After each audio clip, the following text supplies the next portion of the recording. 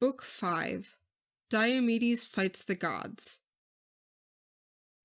Then Pallas Athena granted Tydeus' son Diomedes strength and daring, so the fighter would shine forth and tower over the Argives and win himself great glory. She set the man ablaze, his shield and helmet flaming with tireless fire like the star that flames at harvest, bathed in the ocean, rising up to outshine all other stars. Such fire Athena blazed from Tydides' head and shoulders, drove him into the center where the masses struggled on. There was a Trojan, Dares, a decent wealthy man, the god Hephaestus' priest who had bred 2 sons, Phegeus and Idaeus, trained for every foray. Breaking ranks, they rushed ahead in their chariot, charging Diomedes already dismounted, rearing up on foot. They went for each other fast, close range. Phegeus hurled first. His spear's shadow flew, and over Tydides' left shoulder the tip passed, and never touched his body. Tydides hurled next. The bronze launched from his hand, and not for nothing. Hitting Phegeus' chest between the nipples, it pitched him out behind his team. Idaeus leapt, abandoned the handsome car, but did not dare to stand and defend his dead brother. And not even so would he have fled his black death, but the god of fire swept him off and saved him, shrouding the man in night, so the old priest would not be wholly crushed with 1 son left.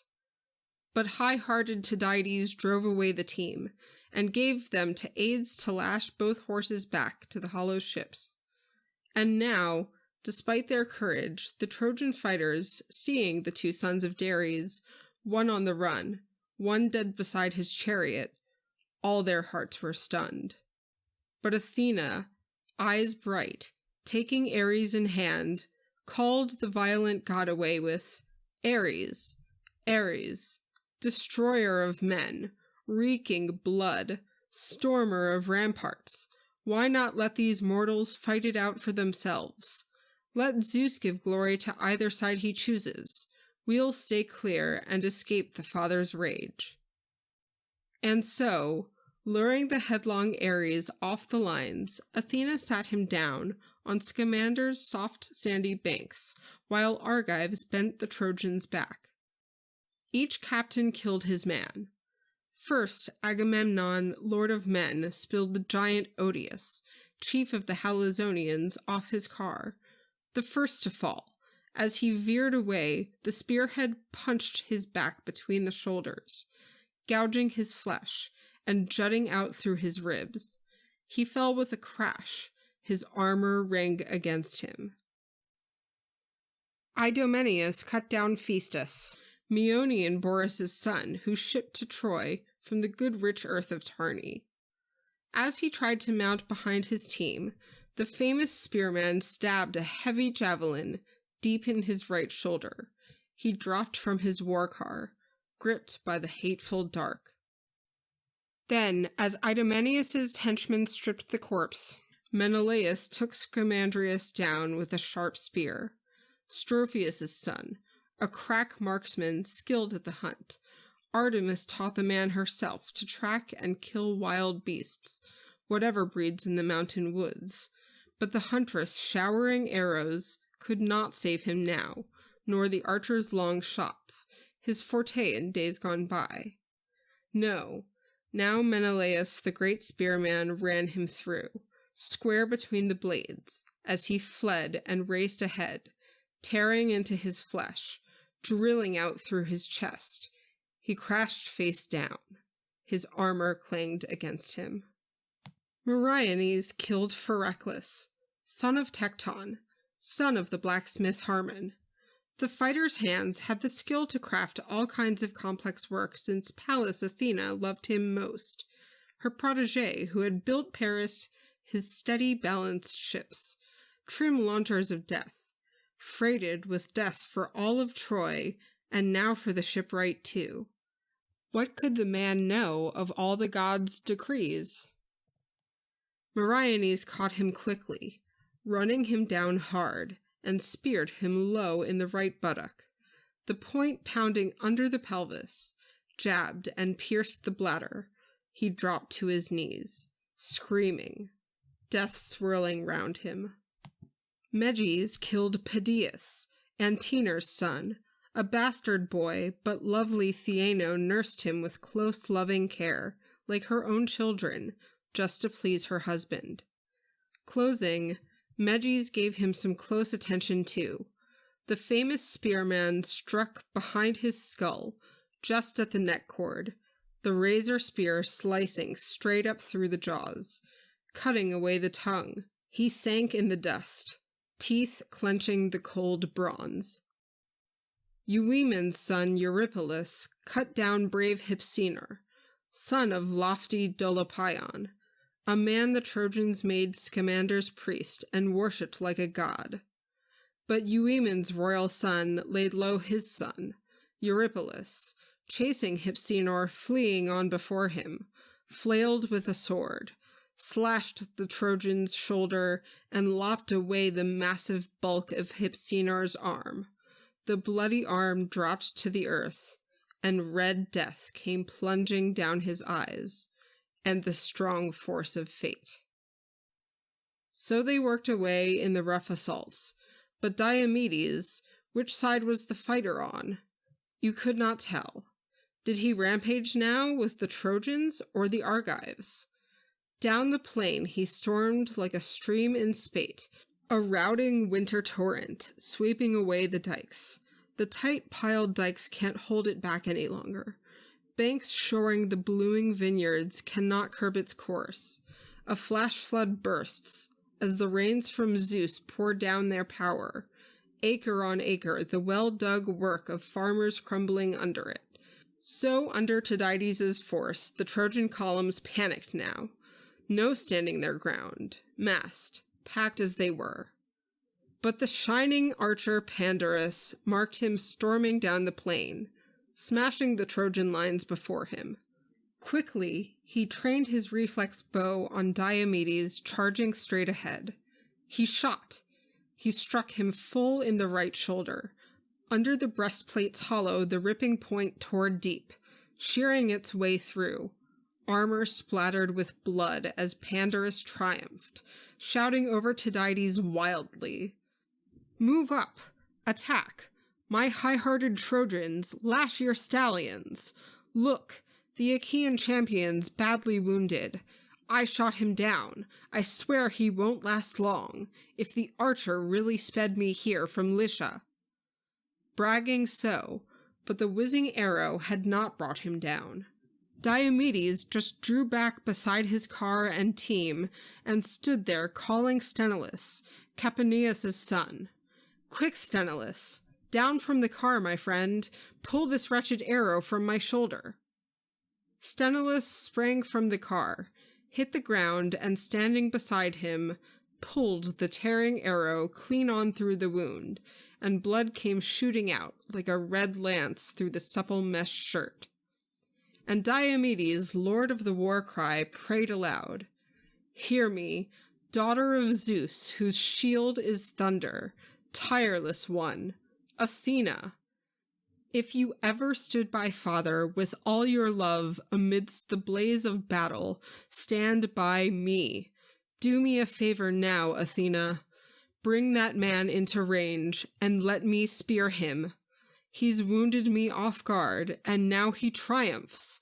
He boasts I won't look long on the light of day."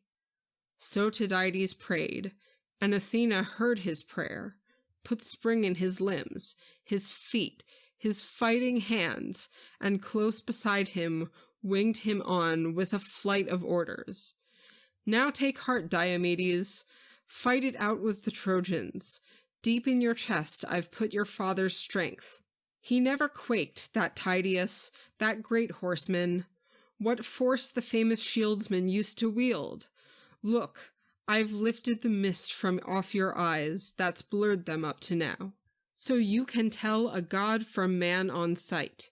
So now, if a god comes up to test your mettle, you must not fight the immortal powers head-on.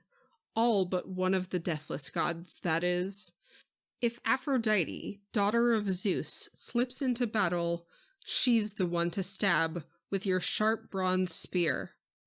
Her eyes bright, Athena soared away, and Tydeus' son went charging back to the front line of champions. Now, long ablaze as he was to fight the Trojans, triple the fury seized him. Claw-mad as a lion some shepherd tending woolly flocks in the field has just grazed. A lion leaping into the fold, but he hasn't killed him, only spurred his strength, and helpless to beat him off, the man scurries for shelter, leaving his flocks panicked, lost as the ramping beast mauls them thick and fast, piling corpse on corpse, and in one furious bound clears the fenced yard. So raging, Diomedes mauled the Trojans.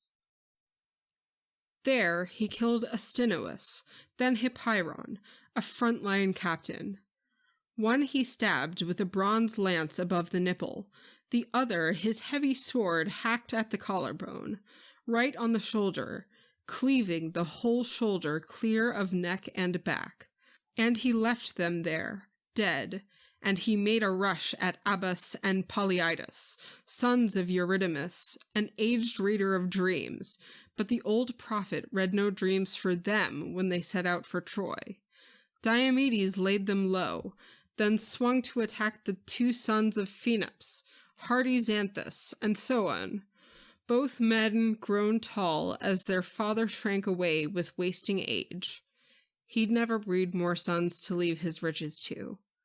The son of Tydeus killed the two of them on the spot.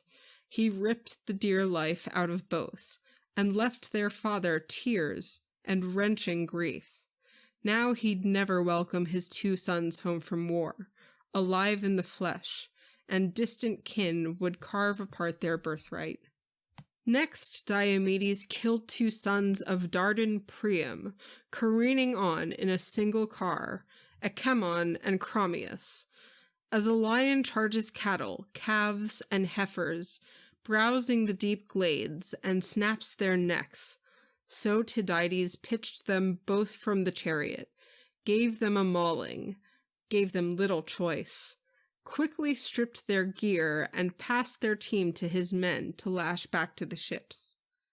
Smashing the lines of fighters now, but Aeneas marked it all, and oblivious to the rain of spears he waded in, hunting for Pandarus, hoping to find the archer.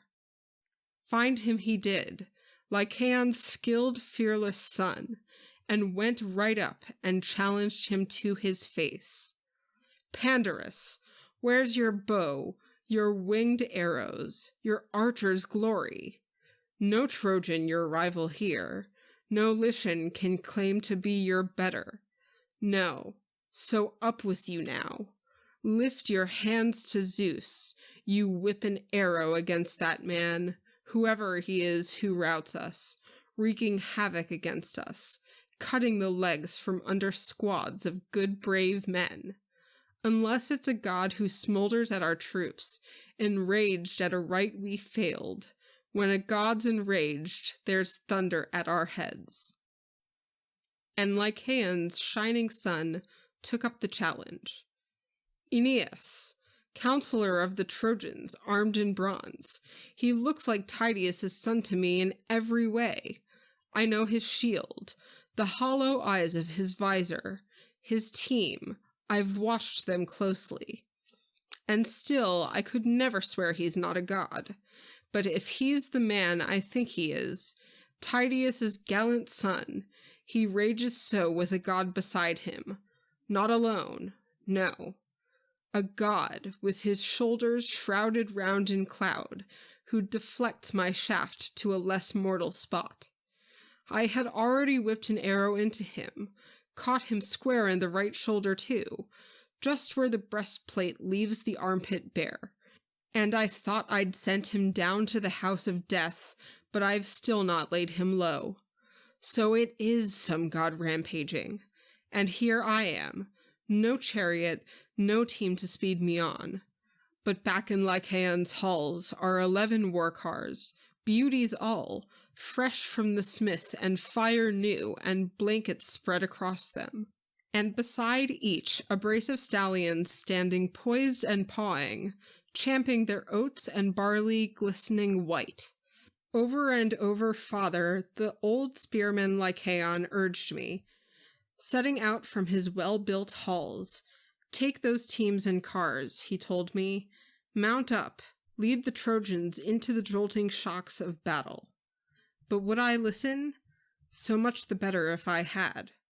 I had to spare my teams. They'd never starve for fodder, crammed with the fighters, bred to eat their fill. So I left them there. I made it to Troy on foot, trusting my bows and arrows, and a lot of good I was to get from them. Already I've let fly at two of their best men, Diomedes and Menelaus. I've hit them both, and the blood gushed from both. Direct hits, but I only roused their fury. What bad luck to snatch this curved bow off its peg that day. I marched my Trojans hard to your lovely town of Troy to please Prince Hector. But if I get home again and set my eyes on my native land, my wife, and my fine house with the high vaulting roof, let some stranger cut my head off then and there, if I don't smash this bow and fling it in the fire. The gear I packed is worthless as the wind. Aeneas, the Trojan captain, checked him sharply. No talk of turning for home, no turning the tide, till we wheel and face this man with team and car, and fight it out with weapons hand to hand. Come, up with you now, climb aboard my chariot, so you can see the breed of Trosa's team, their flair for their own terrain as they gallop back and forth. One moment in flight, the next in hot pursuit. They'll sweep us back to the city, back to safety, if Zeus hands Tydeus' son the glory once again. Quick, take up the whip and glittering reins. I'll dismount from the car and fight on foot, or you engage the man and leave the team to me. The shining son of Lycaon made the choice. Take up the reins yourself, Aeneas. Do, they're your team. They'll haul your curving chariot so much better under the driver they know best, if we have to beat retreat from Diomedes. God forbid they panic, skittish with fear, buck, and never pull us out of the fighting, missing your own voice as Tydeus' son attacks. He'll kill us both, and drive them off his prizes. So drive them yourself, your chariot, and your team, and let him charge.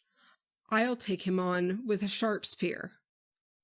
Both men agreed, boarding the blazoned chariot, wildly heading their racers at Diomedes now.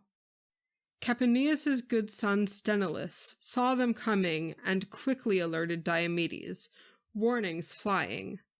Tydides, joy of my heart, dear comrade, look, I see two men, and they're bearing down to fight you. Their power's enormous. One's a master archer, Pandarus, son of Lycaon, so he boasts. The other's Aeneas, claims Anchises' blood, the noble Anchises, but his mother's Aphrodite. Come, up you go in our chariot, give ground now. No charging the front ranks, you might lose your life. But powerful Diomedes froze him with a glance. Not a word of retreat. You'll never persuade me. It's not my nature to shrink from battle, cringe in fear, with the fighting strength still steady in my chest. I shrink from mounting our chariot. No retreat. On foot as I am, I'll meet them man to man. Athena would never let me flinch. Those two, their horses will never sweep them clear of us. Not both men, though one or the other may escape. One more thing. Take it to heart, I tell you. If part of Athena's plan gives me the honor to kill them both, you check our racers here, you lash them fast to our rails, then dash for Aeneas' horses. Don't forget, drive them out of the Trojan lines and into ours. They are the very strain far-seeing Zeus gave Tros, payment in full for stealing Ganymede, Tros' son, the purest, strongest breed of all the stallions under the dawn and light of day. Lord Anchises stole from that fine stock, behind Laomedon's back, Tros' grandson and heir to Tros' teams. He put some mares to the lusty stallions once, and they foaled him a run of 6 in his royal house. 4 he kept for himself, to rear in his own stalls, but the 2 you see in action he gave Aeneas, both of them driving terrors. Would to God we'd take them both, we'd win ourselves great fame. Wavering back and forth as their 2 attackers closed in a rush, whipping that purebred team along, and Pandarus shouted first, "What mad bravado! Lofty Tydeus' boy will brave it out." "So, my arrow failed to bring you down, my tearing shot? Now for a spear, we'll see if this can kill you." Shaft poised, he hurled, and its long shadow flew, and it struck Tydides' shield, the brazen spearhead winging, drilling right on through to his breastplate. Pandarus yelling over him wildly now, "You're hit, clean through the side. You won't last long, I'd say. Now the glory's mine." But never shaken, staunch Diomedes shot back. "No hit. You missed. But the 2 of you will never quit this fight, I'd say, till one of you drops and dies and gluts with blood, Ares who hacks at men behind his rawhide shield." With that he hurled, and Athena drove the shaft, and it split the archer's nose between the eyes. It cracked his glistening teeth. The tough bronze cut off his tongue at the roots, smashed his jaw, and the point came ripping out beneath his chin. He pitched from his car. Armor clanged against him, a glimmering blaze of metal dazzling round his back. The purebreds reared aside, hoofs pawing the air, and his life and power slipped away on the wind. Aeneas sprang down with his shield and heavy spear, fearing the Argives might just drag away the corpse, somehow, somewhere. Aeneas straddled the body, proud in his fighting power like some lion, shielded the corpse with spear and round buckler, burning to kill off any man who met him face to face, and he loosed a blood-curdling cry.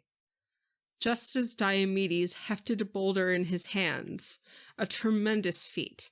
No 2 men could hoist it, weak as men are now, but all on his own he raised it high with ease, flung it, and struck Aeneas' thigh, where the hip bone turned inside the pelvis, the joint they call the cup. It smashed the socket, snapped both tendons too, and the jagged rock tore back the skin in shreds. The great fighter sank to his knees, bracing himself with one strong forearm planted against the earth, and the world went black as night before his eyes. And now the prince, the captain of men, Aeneas, would have died on the spot if Zeus's daughter had not marked him quickly. His mother Aphrodite, who bore him to King Anchises tending cattle once. Round her beloved son, her glistening arms went streaming, flinging her shining robe before him, only a fold, but it blocked the weapons hurtling toward his body. She feared some Argive fast with chariot team might hurl bronze in his chest and rip his life out. She began to bear her dear son from the fighting, but Capaneus' son did not forget the commands the Lord of War cry put him under. Sthenelus checked his own racers clear of the crash of battle, lashed them tight to his chariot rails with reins, then dashed for Aeneas' glossy full-maned team, and drove them out of the Trojan lines and into his. He passed them on to Diomedes, a friend in arms he prized beyond all comrades his own age. Their minds worked as one, to drive to the ships as Sthenelus mounted behind his own chariot now, seized the glittering reins, and whipped his team, his strong-hoofed horses, ahead at breakneck speed, rearing, plunging to overtake his captain Diomedes, but he, with his ruthless bronze, was hunting Aphrodite. Diomedes, knowing her for the coward goddess she is, none of the mighty gods who marshal men to battle, neither Athena nor Aeneas, raider of cities, not at all. But once he caught her, stalking her through the onslaught, gallant Tydeus's offspring rushed her, lunging out, thrusting his sharp spear at her soft, limp wrist, and the brazen point went slashing through her flesh, tearing straight through the fresh immortal robes the Graces themselves had made her with their labor. He gouged her just where the wrist bone joins the palm, and immortal blood came flowing quickly from the goddess, the ichor that courses through their veins, the blessed gods. They eat no bread, they drink no shining wine, and so the gods are bloodless, so we call them deathless. A piercing shriek, she reeled and dropped her son. But Phoebus Apollo plucked him up in his hands, and swathed him round in a swirling dark mist, for fear some Argive fast with chariot team might hurl bronze in his chest and rip his life out. But Diomedes shouted after her, shattering war cries. "Daughter of Zeus, give up the war, your lust for carnage. So, it's not enough that you lure defenseless women to their ruin? Haunting the fighting, are you? Now I think you'll cringe at the hint of war if you get wind of battle far away." So he mocked, and the goddess fled the front, beside herself with pain. But Iris, quick as the wind, took up her hand and led her from the fighting, racked with agony, her glowing flesh blood dark. And off to the left of battle she discovered Ares, violent Ares, sitting there at ease, his long spear braced on a cloud bank, flanked by racing stallions. Aphrodite fell to her knees, over and over begged her dear brother to lend his golden bridled team. "Oh, dear brother, help me! Give me your horses, so I can reach Olympus, the gods' steep stronghold. I'm wounded, the pain's too much. Immortals speared me. That daredevil Diomedes, he'd fight Father Zeus." Her brother Ares gave her the golden bridled team. Heart writhing in pain, she climbed aboard the car, and Iris climbed beside her, seized the reins, whipped the team to a run, and on the horses flew, nothing holding back. In a moment they had reached the immortals' stronghold, steep Olympus. Wind-quick Iris curbed the team, and loosing them from the chariot, threw ambrosial fodder down before their hoofs. The deathless Aphrodite sank in Dione's lap, and her mother, folding her daughter in her arms, stroked her gently, whispered her name, and asked, "Who has abused you now, dear child? Tell me, who of the sons of heaven so unfeeling, cruel?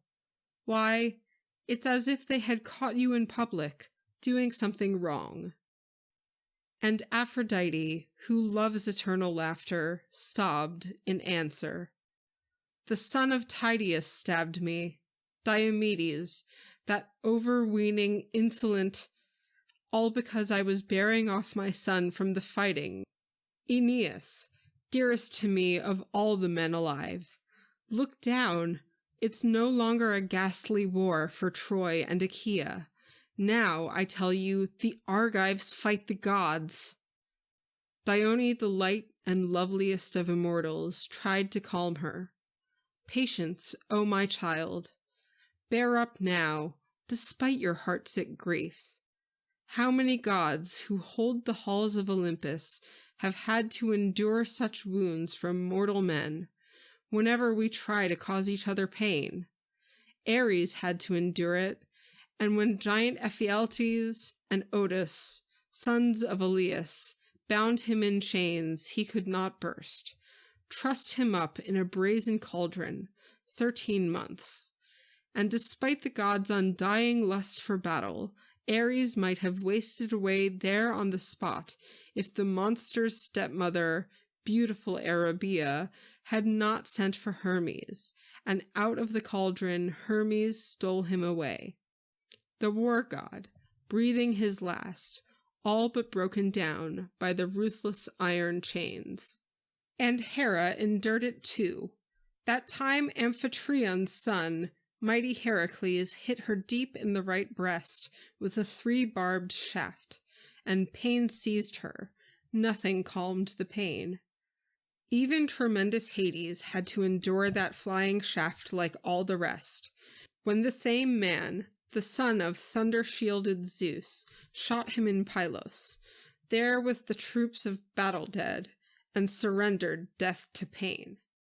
But Hades made his way to craggy Olympus, climbed to the house of Zeus, stabbed with agony, grief-struck to the heart, the shaft driven into his massive shoulder, grinding down his spirit.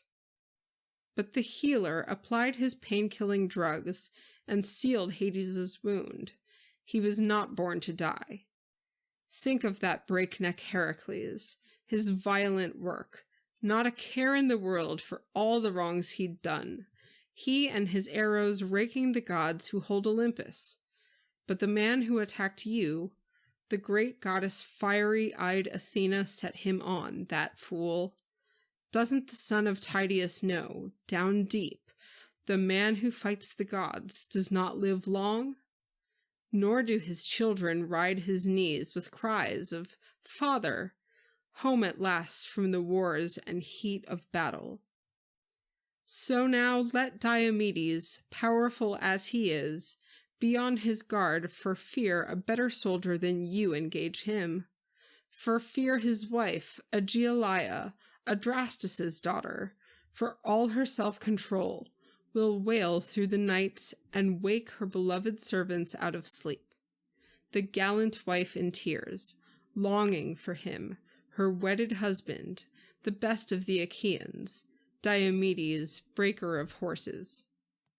Soothing words, and with both her hands, Dione gently wiped the ichor from Aphrodite's arm, and her wrist healed at once. Her stark pain ebbed away. But Hera and great Athena were looking on, and with mocking words began to provoke the father, Athena leading off with taunts, her eyes bright. "Father Zeus, I wonder if you would fume at me if I ventured a bold guess? Our goddess of love, I swear she's just been rousing another Argive, another beauty to pant and lust for Trojans, those men the goddess loves to such despair. Stroking one of the Argive women's rippling gowns, she's pricked her limp wrist on a golden pinpoint." So she mocked, and the father of gods and mortals smiled broadly, calling the golden Aphrodite over. "Fighting is not for you, my child, the works of war. See to the works of marriage, the slow fires of longing. Athena and blazing Ares will deal with all the bloodshed." And now, as the high gods bantered back and forth, Diomedes, losing his war cry, charged Aeneas, though what he saw was Lord Apollo himself, guarding, spreading his arms above the fighter. But even before the mighty god he would not flinch. Tydides reared and hurled himself again and again, trying to kill Aeneas, strip his famous armor. 3 times he charged, frenzied to bring him down. 3 times Apollo battered his gleaming shield back. Then, at Tydides' 4th assault like something superhuman, The archer who strikes from worlds away shrieked out, a voice of terror. Think, Diomedes! Shrink back now! Enough of this madness, striving with the gods. We are not of the same breed, we never will be. The deathless gods and men who walk the earth. Menacing so that Tydeus' son pulled back just a little, edging clear of the distant, deadly archer's rage. And Apollo swept Aeneas up from the onslaught and set him down on the sacred heights of Pergamus, the crest where the god's own temple had been built. There in the depths of the dark forbidden chamber, Leto and Artemis, who showers flights of arrows, healed the man and brought him back to glory. But the Lord of the Silver Bow devised a phantom like Aeneas to the life, wearing his very armor, and round that phantom Trojans and brave Achaeans went at each other, hacking the ox hides round their chests, the bucklers full and round, skin shields, tassels flying. But Phoebus Apollo called to blazing Ares. Ares! Ares, destroyer of men! Reeking blood! Stormer of ramparts! Can't you go and drag that man from the fighting? That daredevil Diomedes, he'd fight Father Zeus. He's just assaulted love. He stabbed her wrist. Like something superhuman, he even charged at me. With that, Apollo settled onto Pergamus heights, while murderous Ares, wading into the fighting, spurred the Trojan columns on to mass attack. Shaped like the runner Acamas, prince of Thrace, Ares challenged the sons of Priam with a vengeance. You royal sons of Priam, monarch dear to the gods, how long will you let Achaeans massacre your army? Until they're battling round your well-built gates? A man is down we prized on a par with noble Hector, Aeneas, proud Anchises' son. Up with you now, rescue him from the crash of battle, save our comrade. As Ares whipped the fighting spirit in each man, Sarpedon taunted Hector. Hector, where has it gone, that high courage you always carried in your heart? No doubt you bragged that you could hold your city without an army and Trojan allies, all on your own, just with your sisters' husbands and your brothers. But where are they now? I look, I can't find one. They cringe and cower like hounds circling a lion. We, your allies here, we do your fighting for you. And I myself, Hector, your ally to the death, a good long way I came from distant Lycia, far from the Xanthus rapids, where I left my loving wife, my baby son, great riches too, the lasting envy of every needy neighbor. And still I lead our Lycians into battle. Myself, I chafe to face my man full force, though there's not a scrap of mine for looting here, no cattle or gold the foe could carry off. But you just stand there, don't even command the rest to brace and defend their wives. Beware the toils of war, the mesh of the huge dragnet sweeping up the world. Before you're trapped, your enemies prey and plunder. Soon they'll raze your sturdy citadel to the roots. All this should obsess you, Hector, night and day. You should be begging the men who lead your allies' famous ranks to stand and fight for all they're worth. You'll ward off all the blame they hurl against you. And Sarpedon's charge cut Hector to the core. Down he leapt from his chariot fully armed, hit the ground, and brandishing 2 sharp spears went striding down his lines, ranging flank to flank, driving his fighters into battle, rousing grisly war. And round the Trojans whirled, bracing to meet the Argives face to face. But the Argives' closed ranks did not cave in. Remember the wind that scatters the dry chaff, sweeping it over the sacred threshing floor. The men winnowing hard, and blonde Demeter culling grain from dry husk in the rough and gusting wind. And under it all, the heaps of chaff are piling white.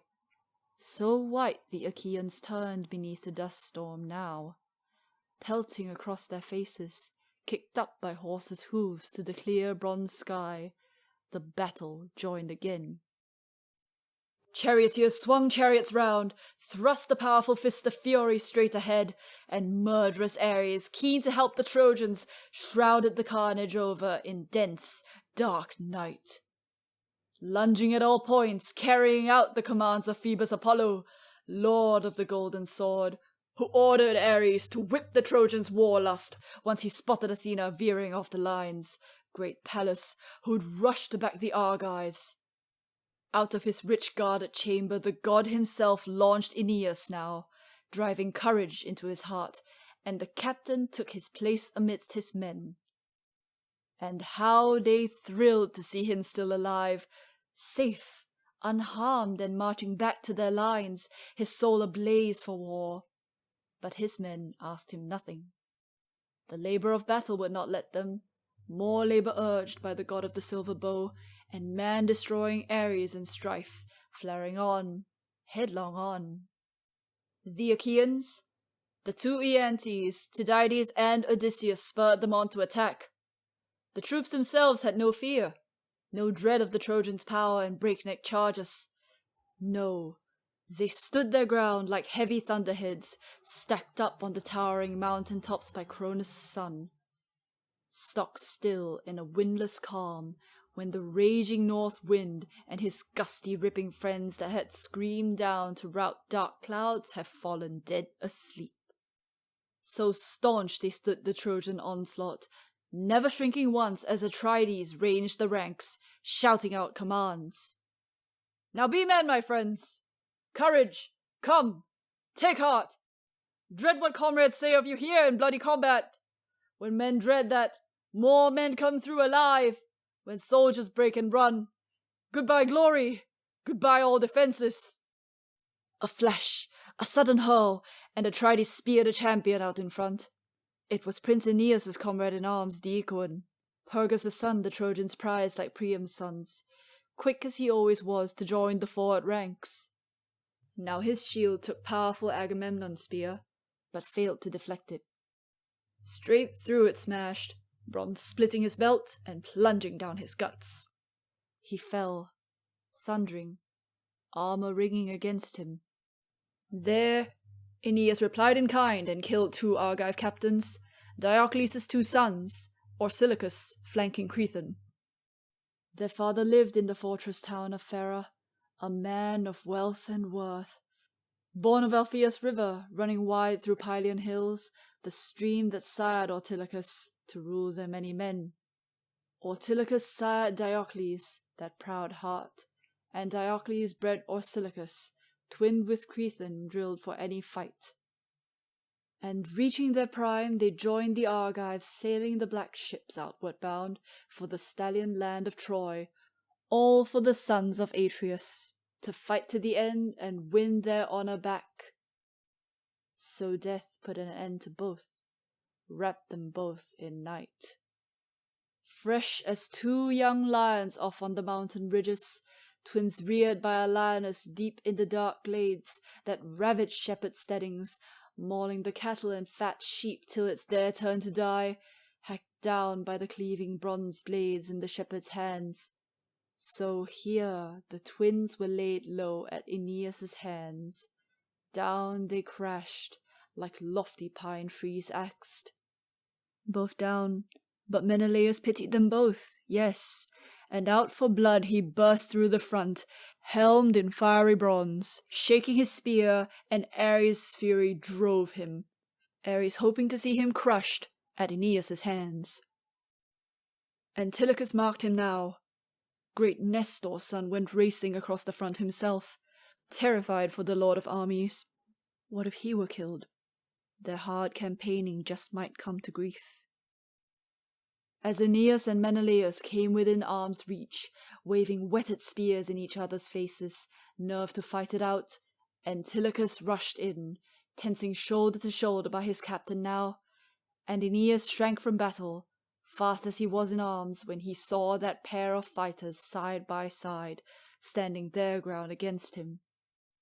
Once they dragged the bodies back to their lines, they dropped the luckless twins in companions' open arms, and round they swung again to fight in the first ranks. And next they killed Pylimenes, tough as Ares, a captain heading the Paphlagonian shieldsmen, hot-blooded men. Menelaus, the famous spearman, stabbed him right where he stood, the spear point pounding his collarbones to splinters. Antilochus killed his charioteer and steady henchman Mydon, Atimneus' strapping son, just wheeling his racers round as Antilochus winged a rock and smashed his elbow. Out of his grip the reins white with ivory flew, and slipped to the ground and tangled in the dust. Antilochus sprang. He plunged a sword in his temple, and Mydon, gasping, hurled from his bolted car face first, head and shoulders stuck in a dune a good long time, for the sand was soft and deep. His lucky day, till his own horses trampled him down flat as Antilochus lashed them hard and drove them back to Achaea's waiting ranks. But Hector marked them across the lines and rushed them now with a cry, and Trojan shock troops backed him full strength. And Ares led them in with the deadly queen in Io, bringing uproar on, the savage chaos of battle, the god of combat wielding his giant shaft in hand, now ranging ahead of Hector, now behind him. Ares there, and for all his war cries Diomedes shrank at the sight. As a man at a loss, helpless, crossing a vast plain, halts short at a river rapid surging out to sea, takes one look at the water roaring up in foam, and springs back with a leap. So he recoiled, shouting out to comrades. "Oh, my friends, what fools we were to marvel at wondrous Hector! What a spearman we said, and what a daring fighter! But a god goes with him always, beating off disaster. Look at Ares beside him now, just like a mortal. Give ground, but faces fronting the Trojans always. No use trying to fight the gods in force." So he warned, as the Trojans charged them, harder, and Hector, lunging, levelled a pair of men who knew the joy of battle, riding a single chariot, Menestheus and Anchialus. Down they went, and the great Ajax pitied both. He strode to their side and loomed there, loosed the gleaming spear, and struck down Amphius, Selagus' son, who had lived at east in Pesus, rich in possessions, rich in rolling wheatland. But destiny guided Amphius on, a comrade sworn to the cause of Priam and all of Priam's sons. Now giant Ajax speared him through the belt. Deep in the guts the long shadowy shaft stuck, and down he fell with a crash as glorious Ajax rushed to strip his armor. Trojans showering spears against him, points glittering round him, his shield taking repeated hits. He dug his heel in the corpse, yanked his own bronze out, but as for the dead man's burnished gear, no hope. The giant was helpless to rip it off his back. Enemy weapons beating against him, worse. He dreaded the Trojans too, swarming round him, a tough ring of them, brave and bristling spears, massing, rearing over their comrade's body now, and rugged, strong, and proud as the great Ajax was, they shoved him back. He gave ground, staggering, reeling. So fighters worked away in the grim shocks of war, and Heracles' own son, Tlepolemus, tall and staunch, his strong fate was driving him now against Sarpedon, a man like a god. Closing quickly, coming head to head the son and the son's son of Zeus who marshals storms, Tlepolemus opened up to taunt his enemy first. "Sarpedon, master strategist of the Lycians, what compels you to cringe and cower here? You raw recruit, green at the skills of battle? They lie when they say you're born of storming Zeus. Look at yourself.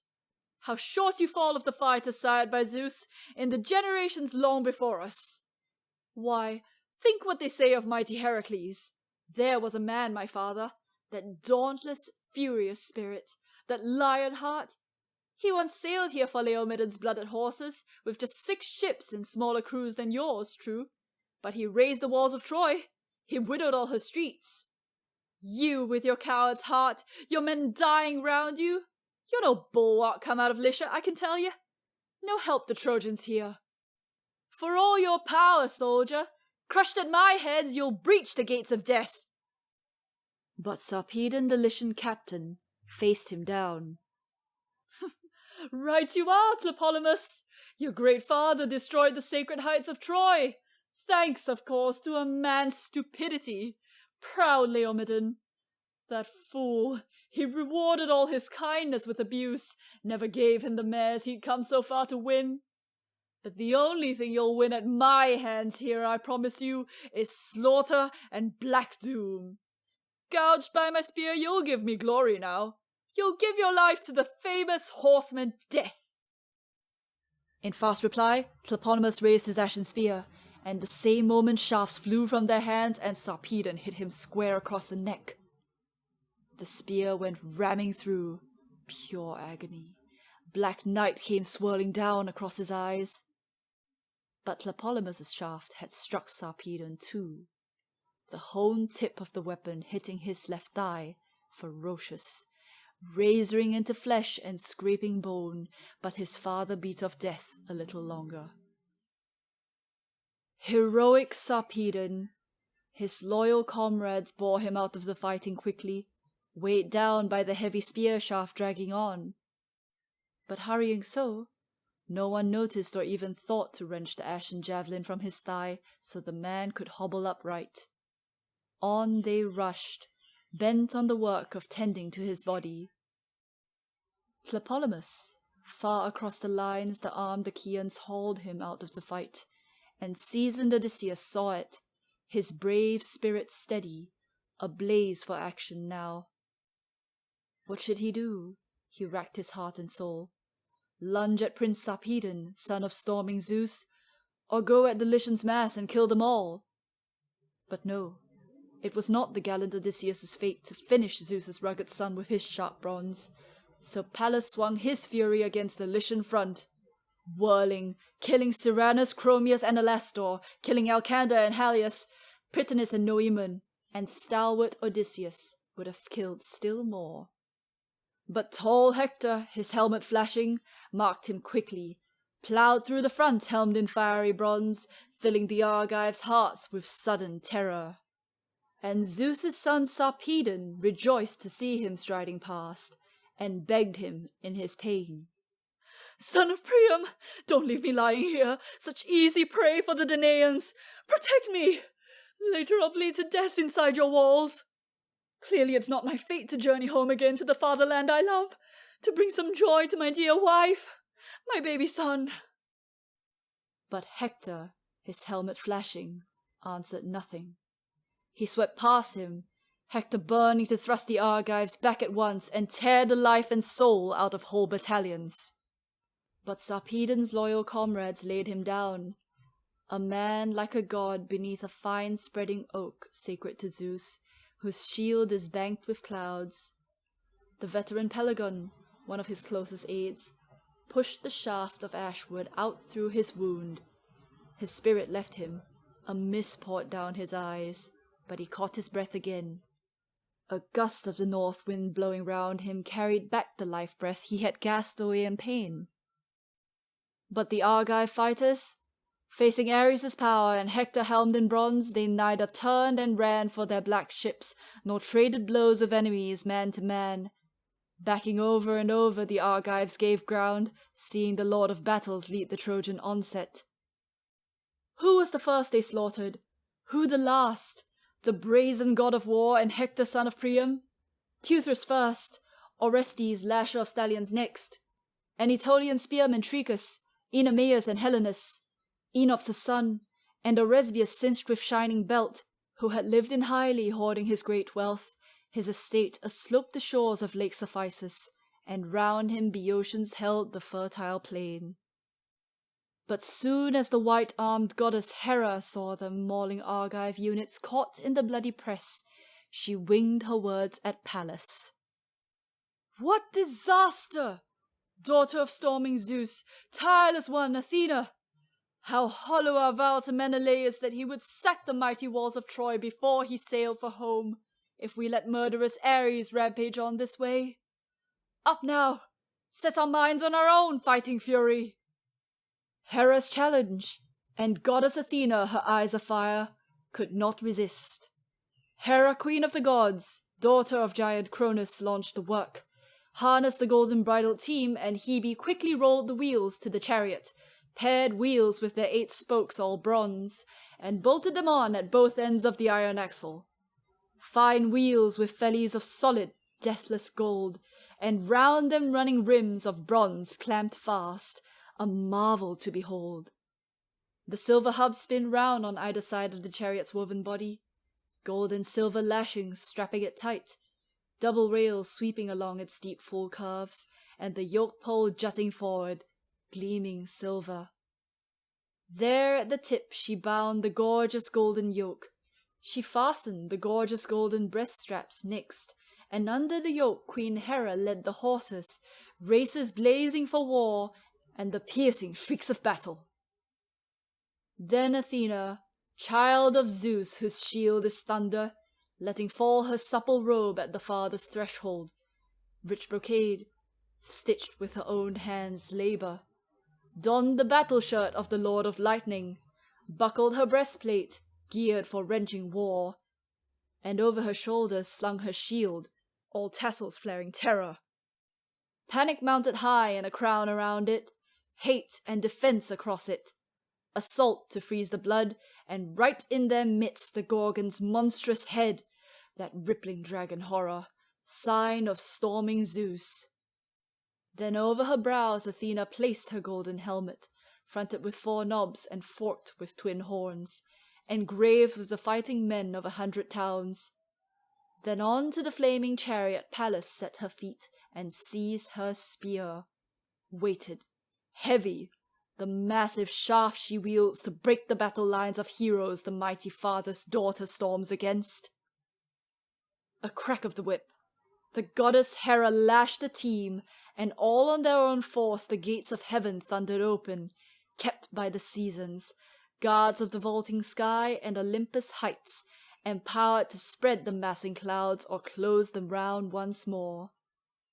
Now straight through the great gates she drove the team, whipping them on full tilt until they came to Zeus, the son of Cronus, sitting far from the other gods, throned on the topmost crag of rugged, ridged Olympus.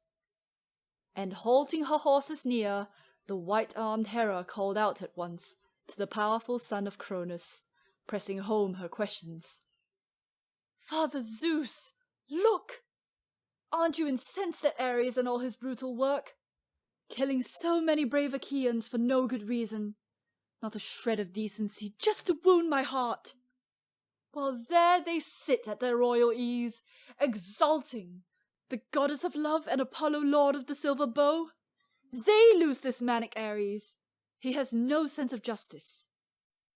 Father Zeus, I wonder if you would fume at me if I hurled a stunning blow at the god of war and drove him from the fighting?" Zeus the father, who marshals ranks of storm clouds, gave commands. "Lead to it then. Launch Athena against him. The queen of plunder, she's the one. His match. A marvel at bringing Ares down in pain." So he urged, and the white-armed goddess Hera obeyed at once. And again she lashed her team, and again the stallions flew, holding nothing back, careering between the earth and starry skies as far as a man's glance can pierce the horizon's misting haze, a scout on a watchtower who scans the wine-dark sea. So far do the soaring, thundering horses of the gods leap at a single stride. And once they reached the plains of Troy, where the 2 rivers flow, where Simois and Scamander rush together, the white-armed goddess Hera reined her team, loosing them from the chariot yoke, and round them poured a dense, shrouding mist, and before their hoofs the Simois sprang ambrosial grass for them to graze. The 2 immortals stepped briskly as wild doves, quivering, keen to defend the fighting men of Argos. Once they gained the spot where the most and bravest stood, flanking strong Diomedes, breaker of wild stallions, massed like a pride of lions tearing raw flesh or ramping boars whose fury never flags, the white-armed goddess Hera rose and shouted loud as the brazen voice of great-lunged Stentor, who cries out with the blast of 50 other men. Shame! Disgrace! You Argives, you degraded! Splendid in battle dress, pure sham!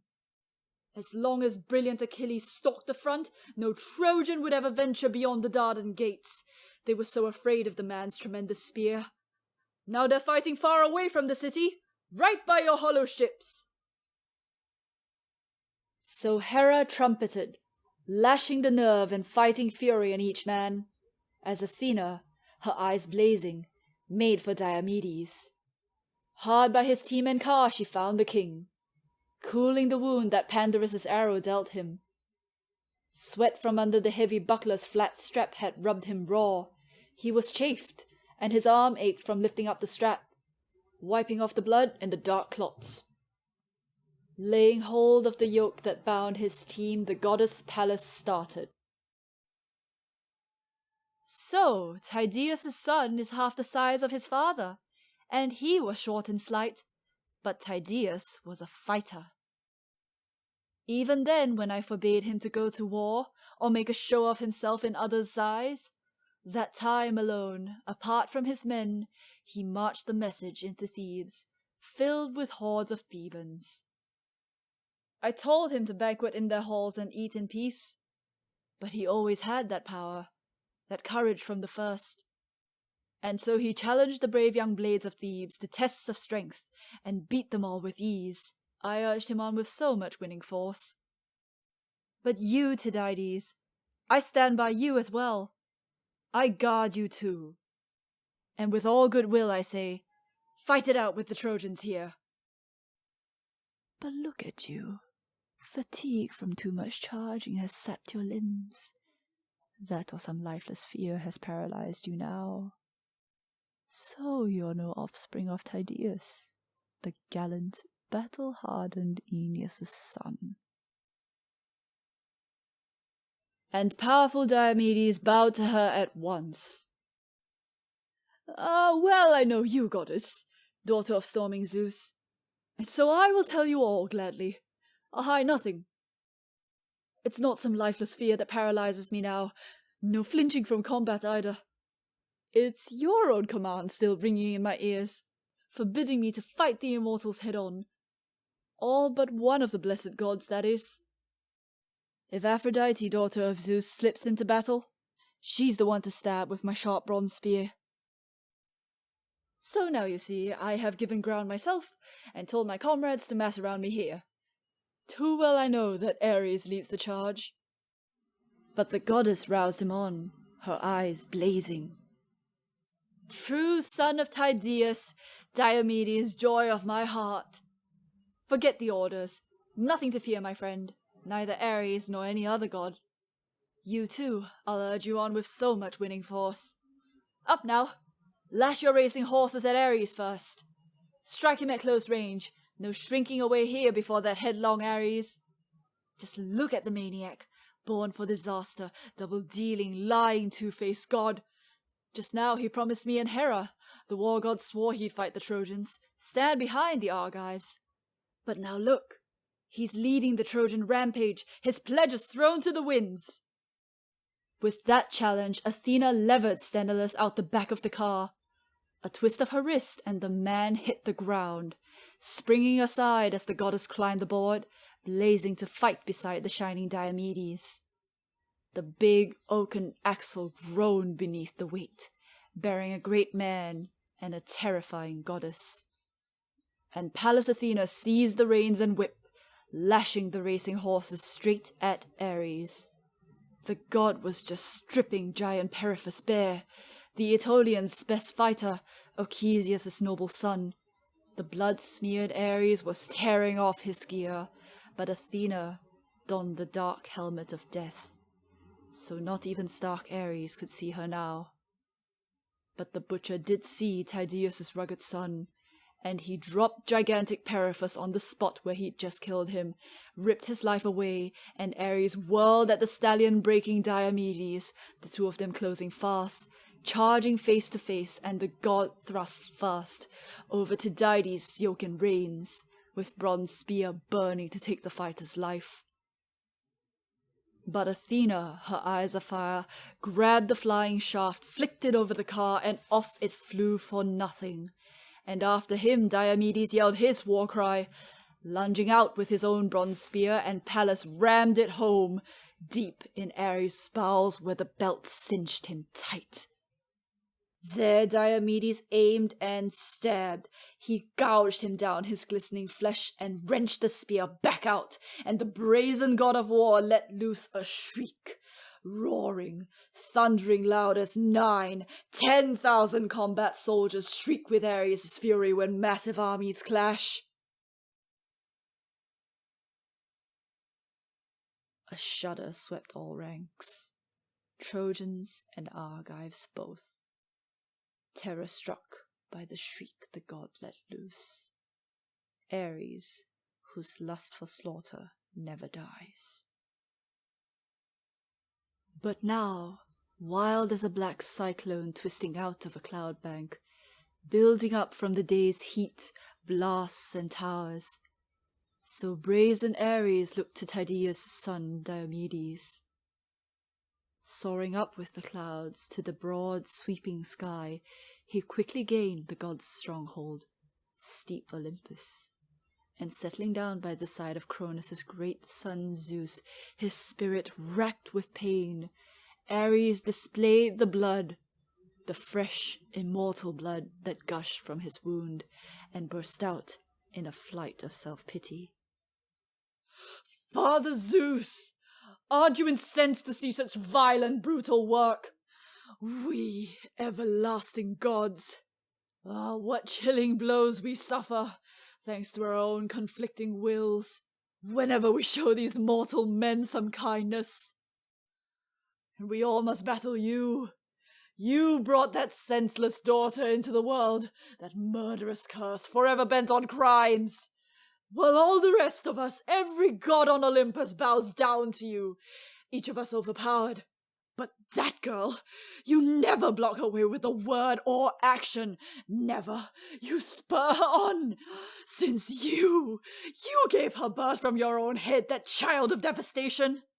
Just look at that reckless Diomedes now. Athena spurred him on to rave against the gods. First he lunges at Aphrodite, stabs her hand at the wrist, and charges me, even me, like something superhuman. But I'm so fast on my feet I saved my life. Else for a good long while I'd have felt the pain writhing among the corpses there, or soldiered on, weak as a breathless ghost beaten down by bronze.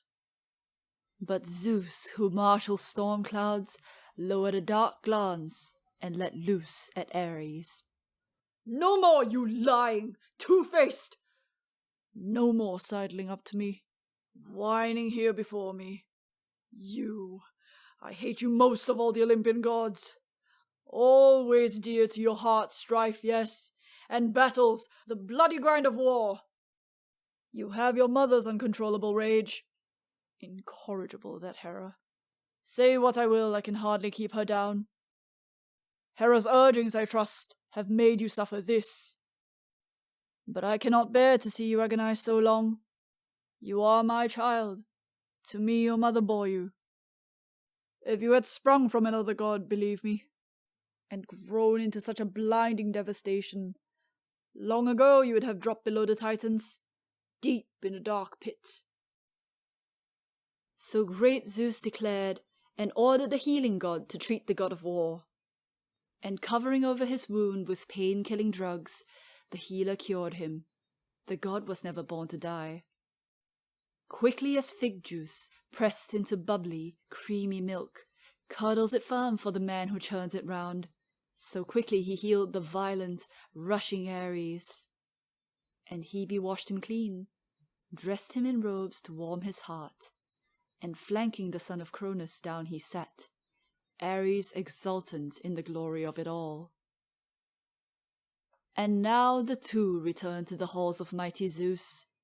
Hera of Argos, Boeotian Athena, god of armies. Both had stopped the murderous Ares, cutting men to pieces.